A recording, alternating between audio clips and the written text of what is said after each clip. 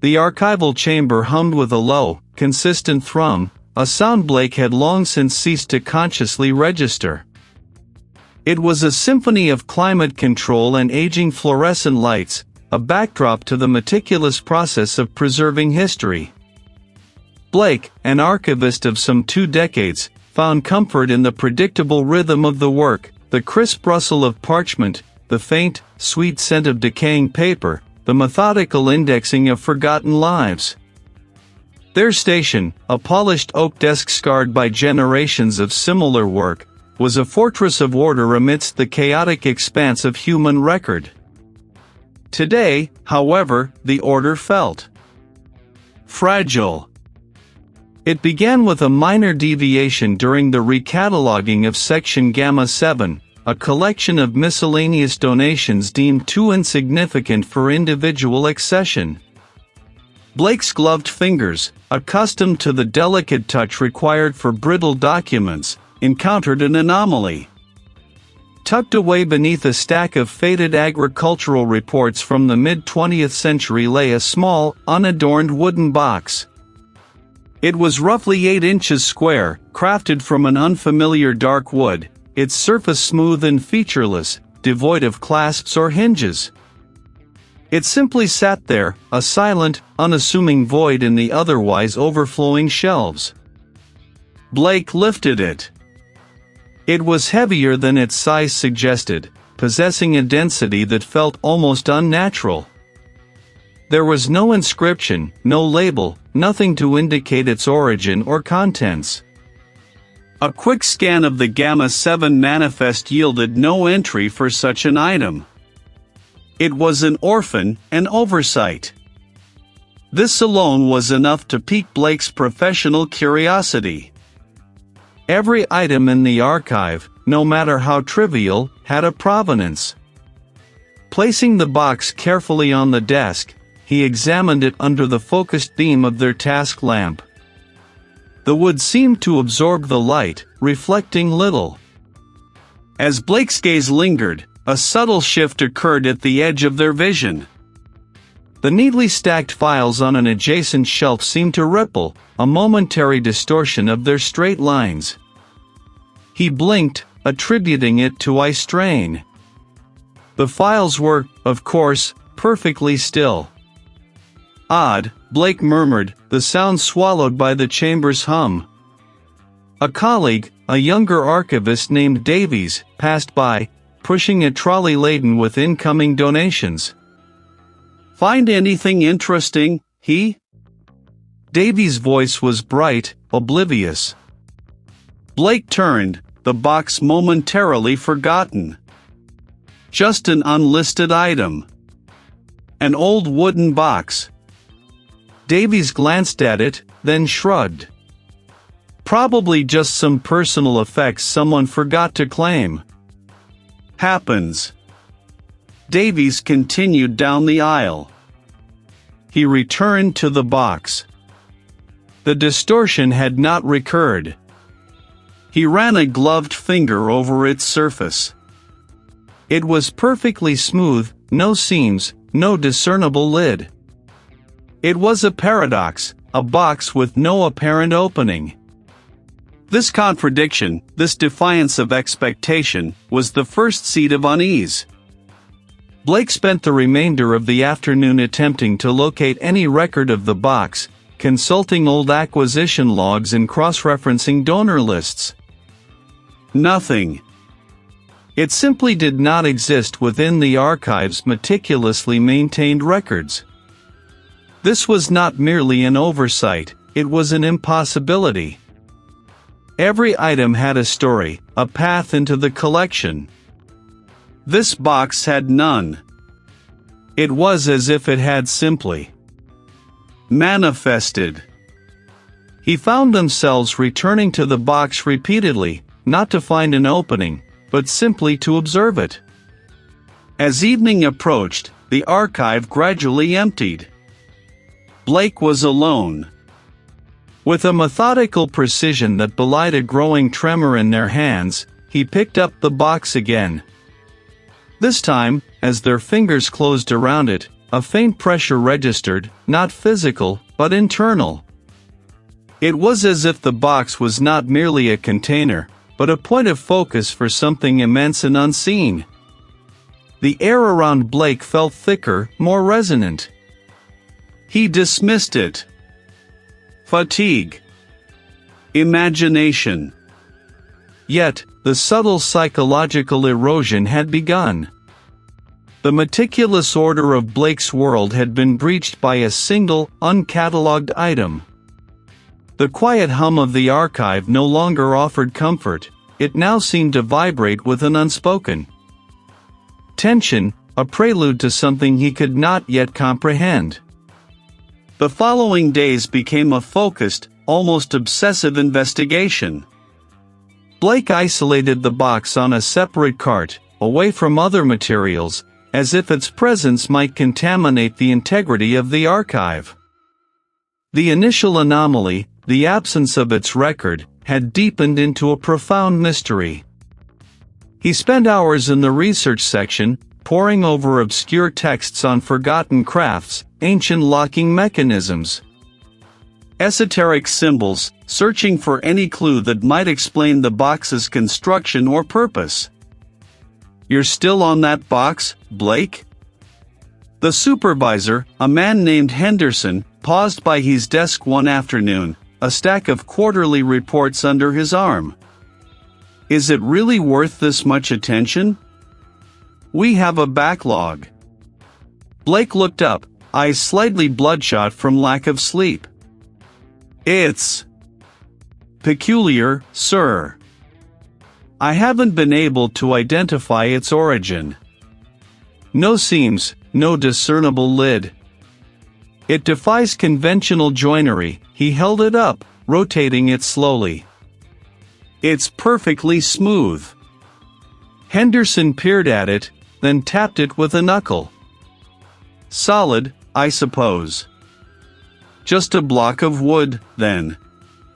Perhaps a paperweight someone left behind." He shrugged, dismissing it. "Move it to the lost and found.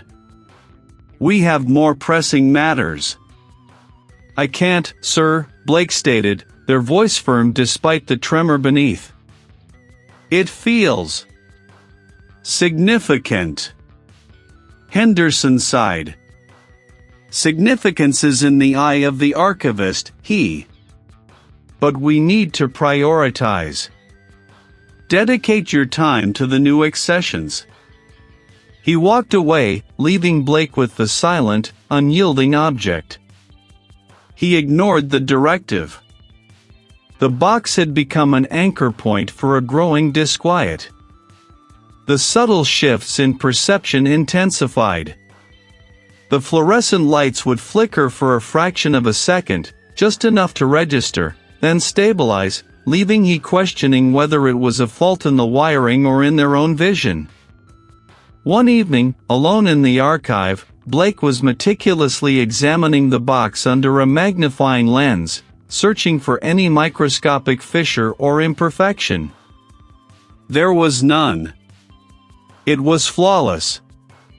It was not etched or carved, but appeared to be an intrinsic part of the wood grain, shifting and reforming as Blake tilted the box. It was a complex, recursive design, like fractals of an alien geometry, constantly in flux. This pattern, invisible to the casual observer, seemed to rearrange Blake's very perception of space. The pattern on the box pulsed faintly, a silent response. It was not a physical pulse, but a shift in the perceived depth of the grain, as if the pattern was not on the surface, but within the wood, stretching into an infinite interior. Blake felt a profound sense of isolation. No one else saw this. No one else could comprehend the subtle, terrifying implications. Was it the box, or was it his own mind beginning to unravel? The question became a constant companion, a nagging doubt that eroded Blake's confidence. They began to question their own memories, small details of their routine, the exact placement of files, the precise wording of instructions. Had the archive always been this silent? Had the fluorescent lights always hummed with such an insistent drone? His determination to understand the box now mingled with a desperate need to understand the shifting landscape of their own sanity. The isolation deepened. Blake started taking meals alone, avoiding the break room, where the mundane chatter of colleagues felt jarring, unreal. They spent their evenings in the archive, long after everyone else had left, bathed in the cool, blue light of the task lamp, fixated on the enigmatic box. The recursive pattern became clearer, more insistent. It was not merely a design, it was a language, a silent, visual dialect that spoke of impossible dimensions and non-Euclidean spaces. It was a catalyst. It was slowly, meticulously, dismantling the established architecture of Blake's reality. The truth, however unsettling, held an irresistible allure. The direct manifestations began subtly, then with terrifying intensity. Blake had been tracing the shifting patterns on the box for hours, fingers hovering inches above its surface, when a faint, almost imperceptible tremor ran through the wood. It was not a vibration, but a shift in its inherent stillness, as if the material itself was breathing. He leaned closer, their breath held. Suddenly, a seam appeared on the box.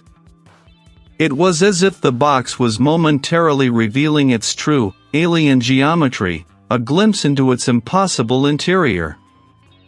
A sound, not heard but felt, resonated in his skull, a low, resonant thrum, like the universe itself vibrating on an unheard frequency. The air in the archive grew heavy, charged with an unknown energy. The box responded. It was not a physical form, but an impression, a shadow cast from a dimension beyond human comprehension. It had no discernible features, no limbs, no head, yet Blake felt an undeniable, crushing presence, an intelligence that dwarfed all human understanding. This was the cosmic horror. It was not a monster with teeth and claws, but a fundamental truth, a reality that had always existed, veiled by the comforting illusions of human perception. The box was not an artifact that contained the horror, it was an artifact that revealed it, by stripping away the layers of his conditioned reality. Blake felt their minds splintering. The familiar walls of the archive seemed to melt and flow, the shelves twisting into grotesque parodies of themselves. The meticulous order he had cherished dissolved into chaos. Memories, once firm and reliable, now flickered like dying embers, their authenticity questioned by the overwhelming presence. The horror was not an external entity to be fought, but the very fabric of existence, now perceived without the filter of human senses. It was the crushing indifference of an infinite, unknowable universe. They were not words, but pure meaning, pouring into his mind, shattering the linear progression of thought. Blake saw, not with their eyes, but with a newly awakened faculty, glimpses of impossible geometries, of dimensions folding into themselves, of realities coexisting in a single, terrifying point. The horror was the realization that he, and all of humanity, were merely fleeting thoughts in a vast, unknowable consciousness, or perhaps, not even thoughts at all, merely temporary arrangements of matter, destined to dissolve back into the cosmic indifference. He was no longer just an observer, they were becoming a part of the horror, their mind a conduit for its infinite, silent zone. Blake's sanity, a once meticulously maintained structure, had completely crumbled. The archive no longer existed as a coherent space. The hum of the ventilation system had become a throbbing pulse, an internal rhythm that seemed to emanate from his own core. The lines between what was Blake and what was the perceived reality had blurred to the point of non-existence. He Are you in here? Henderson's voice, distant and distorted, cut through the cacophony of Blake's fracturing mind. The supervisor's face, when it appeared in the doorway, was a shifting mosaic of impossible angles, his features rearranging themselves with each blink of his eyes. Blake could not respond. Their tongue felt thick, their thoughts too vast and formless to coalesce into coherent speech. The box, which had been the catalyst, now seemed to be an extension of his own consciousness, its impossible patterns echoing the fractal shattering within Blake's skull. What are you doing? The lights are out. You need to leave. Henderson moved closer, his form flickering, momentarily becoming a collection of disjointed geometric shapes, then resolving back into his familiar, albeit now monstrous, human outline. Blake felt an undeniable pull, a profound compulsion to move. The border checkpoint. The thought surfaced from the depths of the overwhelming chaos, a single, clear directive. It was not a memory, but a sudden, intrinsic knowing. The checkpoint was not a destination, it was a threshold. He pushed past Henderson, who stumbled back, a look of confusion and alarm on his face. Blake! Wait! You can't just leave. But he was already moving, their steps steady despite the internal tempest. The streets outside were a kaleidoscope of sensory input. Buildings stretched and compressed, the sky pulsed with colors unseen by human eyes, and the sounds of traffic resolved into complex, interwoven melodies of pure energy. Blake walked with a singular purpose, the box, now an invisible presence within their mind, guiding them. The journey to the border checkpoint was a passage through a world simultaneously familiar and utterly alien. He saw the horror in the mundane, the patterns on the pavement, the arrangement of leaves on a tree, the fleeting expressions on passers-by. Each detail was a glimpse into the infinite, the unknowable, each a fragment of the vast, indifferent entity that underpinned all existence. Blake's identity was no longer a fixed point but a shimmering, unstable thing, constantly dissolving and reforming, a mirror reflecting the cosmic chaos. At the checkpoint, the scene was ordinary. Vehicles queued, documents were exchanged, a mundane passage between two territories. For he, however, it was the culmination of everything. The air here was thick with a palpable tension, a sense of imminence. The concrete barriers, the chain-link fences, the watchful eyes of the border officials, these were not merely physical obstacles, but symbolic boundaries, thin veils separating one reality from another. Blake approached the booth, the border official's face a study in bureaucratic neutrality. The man's uniform, his badge, his very posture, seemed to vibrate with the same impossible geometry he had seen on the box. He was not just a man, he was a manifestation, a gatekeeper between states of being. Papers, please, the official stated, his voice flat, devoid of inflection. Blake reached into their pocket, their hand moving as if of its own accord. There were no papers. There was only the sensation of infinite space, of an identity that had shattered and reformed into something new, something that transcended the need for documentation. The official's gaze sharpened, not with suspicion, but with a profound, unsettling recognition. His eyes, for a fleeting moment, seemed to hold the same ancient, unknowable patterns he had perceived in the box. The words were not a request, but a statement of inherent truth. The crossing was inevitable. The official, after a moment of unsettling stillness, simply nodded, a slow, deliberate movement that seemed to carry the weight of eons. Proceed. Blake walked forward, past the barrier, past the watchful eyes, past the queued vehicles. The air on the other side of the checkpoint was identical, the road stretched out in the same manner, the landscape was indistinguishable. Yet, everything was profoundly different. The colors of the sky were no longer mere hues, they were vibrations, frequencies of an incomprehensible spectrum. He saw the patterns now, everywhere. The dust motes dancing in the sunlight were not random, they traced intricate, recursive geometries. Blake's identity, once a singular, defined construct, had dissolved completely. There was no longer he the archivist, the meticulous keeper of records. There was only perception, a vast, unbounded awareness that encompassed all that was and all that could be.